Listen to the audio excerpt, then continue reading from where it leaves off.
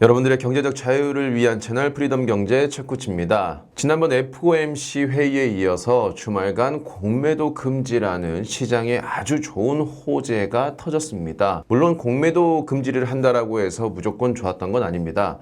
과거 코로나 이전과 코로나 때를 보면은 공매도가 전면 금지되고 나서 오히려 한 달 이상 시장이 아주 크게 빠지는 모습을 보였고, 그 빠지고 난 뒤에 다시금 살아나는 모습을 보였는데요. 이번 공매도 금지는 시장의 분위기가 좀 다릅니다. 이미 앞서 2달간 시장이 크게 빠진 데다가 환율에 대한 흐름도 안정적으로 변했고요. 미국에서 가장 걱정됐던 채권 금리도 다시금 안정화가 되면서 공매도 금지가 시장에서 바로 반응할 수가 있는 좋은 상황이 마련된 상태에서 이런 정책이 나온 겁니다. 물론 시장에서는 총선을 대비한 금융정책이 아닌가, 오히려 금융시장에서 한국이 후진국이 되는 것이 아닌가라는 우려가 있는데, 어쨌든 증시로만 본다면은 지금 많은 투자자분들의 마음을 달래줄 수 있는 정책이 된 것은 분명히 맞는 사실인 것 같습니다. 특히나 촬영을 하고 있는 지금 이 시점을 기준으로 사이드카가 3년 3개월 만에 발생을 했고요. 특히나 2차전지, 가장 크게 속을 썩였던 2차전지 같은 경우에는 무려 상한가를 달성할 정도로, 이 시총 큰 기업들이 상한가를 달성할 정도로 엄청난 열기를 띠고 있습니다. 자, 그러면 공매도 금지로 인해서 시장에서 주목을 받을 수 있는 게 2차전지밖에 없느냐? 워낙 최근에 공매도 공격을 많이 받았던 게 2차전지다 보니까 가장 먼저 스타트로 2차전지가 정말 불이 붙었고요. 이 다음에 과연 어떠한 업종들이 공매도 금지로 인한 수혜를 받을 것인가? 이 부분에 대해서는 저는 게임주라고 생각을 하고 있습니다. 2차전지 다음으로 공매도의 주요 타켓이 된 게 바로 게임주고요.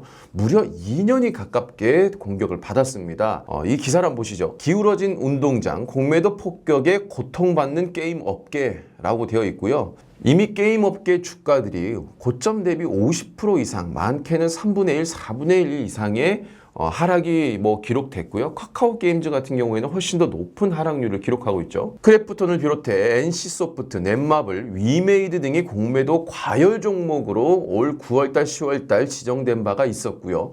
과열 종목으로 지정되진 않았지만 하루에 공매도 매매 비중이 20%에서 30%까지 이르는 날이 아주 잦았다고 합니다. 이 공매도 공격은 올해 8월, 9월, 10월뿐만 아니라 2021년부터 공매도에 공격을 당해왔는데, 자, 이 기사도 보시면은 2021년 10월 달에 나온 게 공매도 타깃이 바이오에서 게임주로 이동을 했다라고 되어 있습니다. 실제 2021년 10월 코스닥 공매도 과열 종목 지정 추이를 보면은 데브시스터즈, 컴투스, 그리고 펄어비스, 위메이드 등이 공매도 잔고가 어마어마하게 높았고 공격을 당하는 상위권에 있는 게임주 업종들이었습니다. 물론 이외에 다른 게임주들도 엄청나게 많은 공격을 받았고요.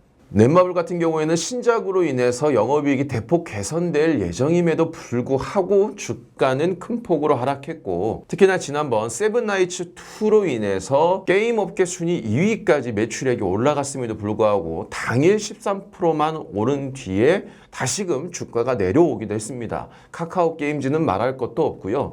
대부분의 게임주 업종들이 하반기에 실적이 좋아질 것임에도 불구하고 주가는 전혀 살아나질 못하는 상황이었던 거죠. 그래서 이번 공매도 금지에 대한 정책으로 인해서 2차 전지에 대한 첫 번째 분위기가 살아나고 나면 이 다음에는 게임주가 후속타가 될 가능성이 저는 무척 높다고 보고 있고, 특히나 11월 16일 역대 최대 규모의 부산 지스타가 개최됩니다. 게임의 달이라고 불리는 게 11월 달인데요. 무려 3,250부스에서 전시가 됩니다. 그리고 팬데믹 이전에 역대 최고의 기록을 갈아치웠습니다. NC소프트, 스마일게이트, 위메이드, 넷마블 등의 대형 게임 업계들도 전부 진출을 하고요. 코로나 팬데믹 직전인 2019년 지스타 당시 3,208부스를 넘으면서 역대 최대 규모를 기록했다라고 합니다. 그러니까 상당히 기대할 만하고, 게임 업계에서도 여기는 거의 사활을 걸었다고 할 정도로 많은 힘을 쏟아붓고 있는 상황입니다. 또한 주목할 만한 점은 넥슨의 자회사가 만든 더 파이너스라는 게임이 지금 엄청난 흥행몰이를 하고 있다고 합니다. 오픈 베타 상황인데요. 지금 스팀에서 일주일밖에 되지 않았음에도 불구하고 오픈 베타 서비스를 시작한 지 무려 6일 만에 동시 접속자가 26만 명이라고 합니다. 엄청난 수치인데 기사를 한번 보시죠. 넥슨자에서 엠마크 스튜디오가 개발한 1인칭 슈팅 게임 더 파이너스가 출시 전 오픈 베타 테스트에 26만 명이 넘는 동시 접속자가 몰리며 글로벌 흥행을 예고했다. 스팀 최다 플레이 순위에서도 무려 최상단에 안착했는데 그 순위가 3위입니다.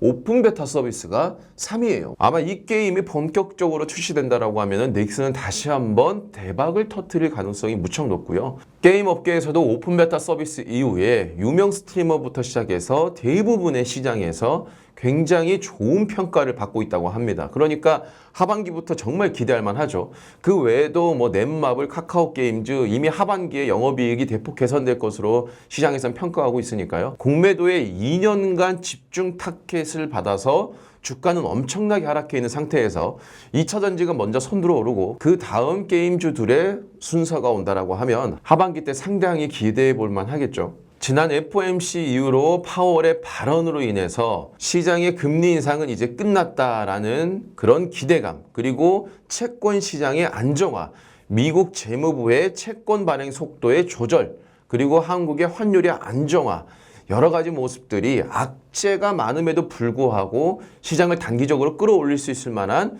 좋은 흐름을 만들고 있습니다. 제가 지속적으로 여러분들한테 강조드리는 게 한 번의 상승이 남아있다. 그래서 이번 상승 때 여러분들이 현금 확보를 정말 잘 해놓는 것이 다음 주식시장을 준비하는데 정말 중요한 키워드가 될 것이다 라고 말씀을 드렸죠. 물론 11월 미국의 셧다운에 대한 리스크와 학자금 상환으로 인해서 시장의 위축이 조금 나올 수가 있는 상황이기 때문에 대략 2주 정도 남은 시점에 그 시기 동안 시장이 크게 살아난다라고 하면 여러분들은 더 큰 욕심을 부리기보다는 최대한 현금 확보를 해서 리스크를 조금 줄인 상태에서 위기를 좀 극복하고 그 다음 분위기를 보고 다시금 포트폴리오를 짜는 것이 지금 시점에선 가장 좋은 전략이 아닐까 합니다. 최근 시장이 하락할 때 오히려 분할 매수를 지금 해야지 상승장이 왔을 때 이익을 볼 수 있다라고 여러분들한테 여러 차례 강조를 드렸죠. 시장이 크게 무너질 때 미리 준비를 해서 움직여야 하고 오히려 시장이 엄청 좋아질 때 남들이 더 큰 기대감을 가질 때 그 다음에 하락에 대한 대비를 하는 것이 우리 개인 투자자분들이 가장 시장에서 살아남고 그리고 안정적으로 수익을 만들 수 있는 좋은 방법이 아닐까라는 생각이 듭니다. 2달 가까운 시간 동안에 시장이 하락하고 다시금 큰 상승을 만들 수 있는 분위기가 만들어져서 정말 다행이라고 생각하고요. 우리 시청자 여러분들도 어려운 상황에서 포기하지 마시고 더욱더 알찬 준비를 하셔서 상승장에서 큰 수익을 보시길 기원하겠습니다. 오늘 영상도 도움이 됐다면 좋아요와 구독, 댓글, 알람 부탁드리고 다음 영상에서도 좋은 내용으로 인사드리도록 하겠습니다.